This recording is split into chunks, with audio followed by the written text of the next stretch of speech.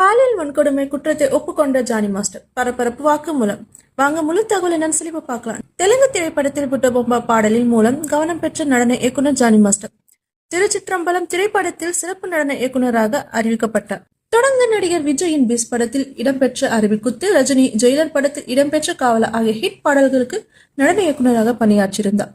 இதற்கிடையே ஆந்திர மாநில திரைப்பட நடன கலைஞரான இருக்கும் இளம்பெண் ஒருவர் தனது 16 வயதில் ஜானி மாஸ்டர் தனக்கு பாலியல் தொல்லை கொடுத்ததாக அளித்த புகாரின் பேரில் போலீசார் ஜானி மாஸ்டர் மீது போஸ்கோ வழக்கு பதிவு செய்து கைது செய்து ஜெயிலில் அடைத்தனர். இந்நிலையில் பாதிக்கப்பட்ட பெண் சிறுமியாக இருந்தபோது பாலியல் வன்முறையை செய்ததாக ஜானி மாஸ்டர் ஒப்புக்கொண்டதாகவும் அவர் வாக்குமூலம் அளித்துள்ளதாக கூறப்படும் தகவல் தற்போது பரபரப்பை ஏற்படுத்தி உள்ளது. சமீபத்தில் ஜானி மாஸ்டரின் மனைவி சுமலதா, எனது கணவர் ஜானி மாஸ்டர் அந்த பொண்ணை பலாத்காரம் செய்ததை நிரூபித்தால் நான் எனது கணவரை விட்டு விலக தயாராக இருக்கின்றேன் என்று கூறியிருந்தார் என்பது குறிப்பிடத்தக்கது ஆகும்.